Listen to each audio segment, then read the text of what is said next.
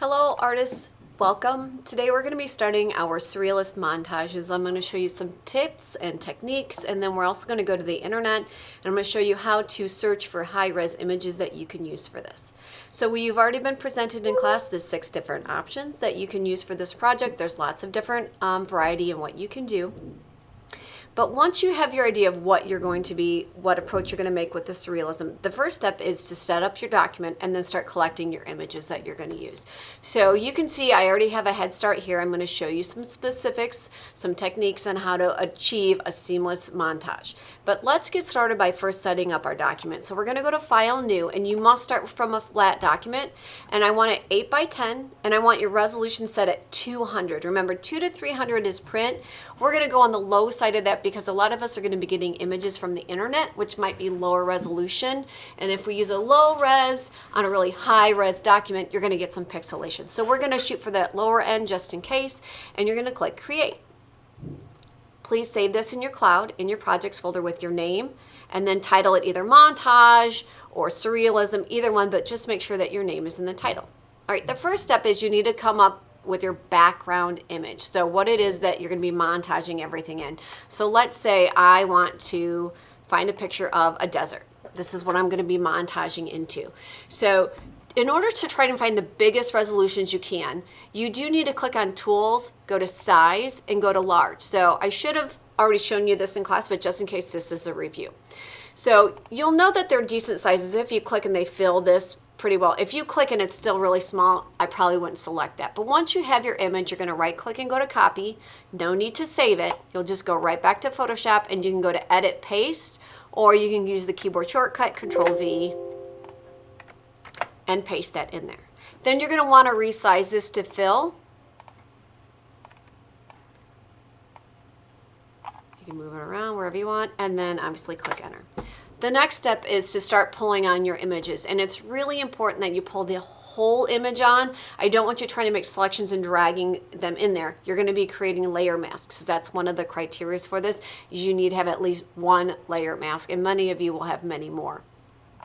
So if I want to put in here some, I'm going to have some fish flying in the sky.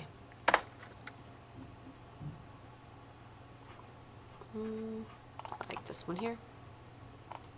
I'm just going to copy and paste that in there. So I'm going to do this with all the images that I want. So if I want to do 5 or 6 or whatever, I'm going to copy all of them in there. Okay, so I've got all my fish in here. If I want to work from an image that I have saved, the first step is to open that image. So I'm just going to go back to this. Let's say I'm going to pick on this picture of Mrs. Bickett. Remember, to get Mrs. Bickett on there, don't make your layer mask in here. Don't do that. Instead, pull the entire photo on, and then you're going to apply the layer mask in here. Okay? So that's your first step, is just get your background image and start selecting all of your objects that are going to be in there. All right, so let's look back at my example. So there's 2 key things here that I want you to pay attention and really get in your head, is that you need to make sure your masks have a real subtle, soft edge to them, that they're not really crisp, and then also that you're matching your color balances of your different layers, because all of your layers had different light sources. So the colors are going to be a little different, your values are going to be a little bit different, and you have to try to match those. All right, so you'll notice that on this document, I've got this picture of Senor, excuse me, I have hiccups, and I've got a picture of Miss Sigel. And you'll notice that I've got the layer mask on Mrs. Sigel. I could have put Mrs. Sigel on the bottom and a copy of Senor on top, and then placed a layer mask on that, but I would have had to mask out a lot more on Senor. So it just made more sense to have Mrs. Sigel, because I was only masking out where the face is, because I wanted her whole body. I wanted just his face. And then you'll also notice that I do also have a third layer here. I'm going to talk about how I got Senor's shirt on top of Mrs. Sigel's, because sometimes you'll have to do that if you want multiples. Now I could have made another mask, but it just made more sense. It made it easier to work this way. All right, so let's zoom in. I want to zoom in on Mrs. Sigel, because I want to show you the mask.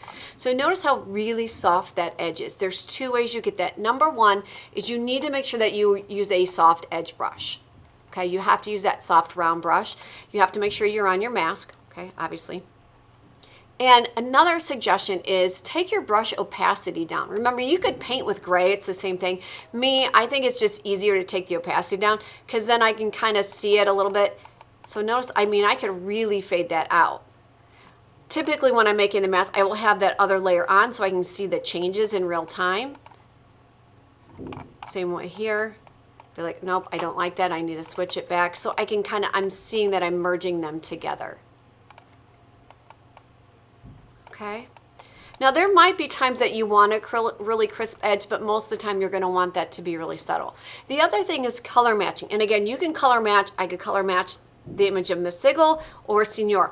I usually color match to the larger one. So I click on the smaller one, whatever I'm showing less of, and it's going to be easier to image match that. So you go up to your image adjustments and you're trying to remember you're matching the levels, which is your darks and lights, and the colors. So the easiest way for the colors to be matched is using color balance. So, and again, have both layers on so you can see what you're doing here. So if I'm looking at Senior, I'm like, well, I've already played around with a lot. I've already matched it a lot. But the first thing I've noticed is that Senior is a little pinker than Mrs. Sigil, so I might move away from that red. And I'm just moving teeny tiny touches. So once you get your colors matched, you would click OK. Then you also want to match the brightness or your values. So I'm noticing that Senior has a lot of darks, and Mrs. Sigil is a little bit softer. So I'm going to go to my levels, and I'm actually going to make Senior's dark tones a little less dark by pushing that slider in just a little bit. And again, I turn the preview on and off, on and off. It's this attention to detail that's really going to make your montages look believable or not. Okay? And then when you're happy, you would just click OK. So that's two important things: making the edges of your mask soft and color matching and value matching. All right, the next thing I want to show you is how did I get this shirt for Senior on top. So all I did here is turned everything off. I made a quick mask. So I clicked on Senior, I put on a quick mask, I hurried up and made a mask of his shirt. So I masked out his shirt, because basically I'm just making a selection, right? So I made a quick mask of his shirt.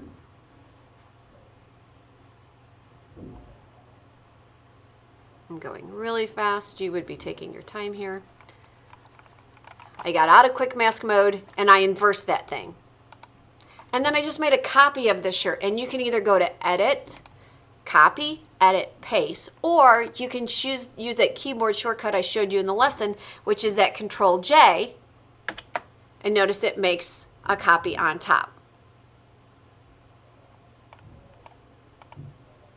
Okay, I'm going to take this one off just because I already made another one. So I put that copy on top. I can still add another layer mask. And this is where I went through and put her hair back on. I overlapped that. So this is where you're kind of using complex, and this is where I might want to not use a soft edge. I might want to use more hard edge brush on this. And take it down really, really small.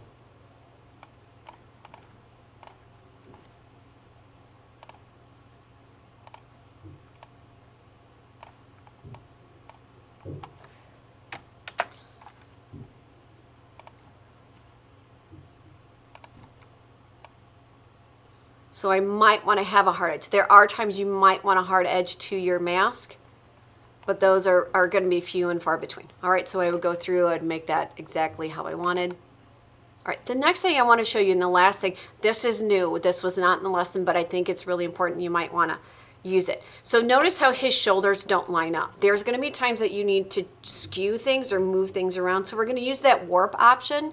So if I click on my top image of this shirt, it's okay if I have a layer mask, it would still work. If I go up to Edit, Transform, and go to Warp, notice I get this box. I can actually click and drag. So this is where you can kind of stretch, and this is why you can't believe anything you see on the internet, because we can make things bigger or smaller. All right, so I can warp that, so to speak, and move it out if you want to. If you have issues with the mask, one thing you can do is you can go ahead and create that as a clipping mask, so completely clips, oops, it clips that out, or the easy way is to go to convert to smart object. So if you're really struggling, just like we did in the olive oil where we converted that to a smart object, and then if you go to edit, transform, warp, you'll get a little bit more options that you can stretch and warp and manipulate. The other way you can stretch and morph and manipulate is that liquify filter. I want to remind you that you can do that in there. So if I wanted to do some weird things here, so let's say I wanted to make Señor's nose smaller. Okay, I'm making this surreal. Remember, you've got that liquify filter. So if I go to filter up at the top and liquify, if I want, I'm going to use the pucker because I want to make his nose smaller. And I'm going to use the bloat on his eyes. I'm going to make his eyes bigger. So now I've made it even more surreal.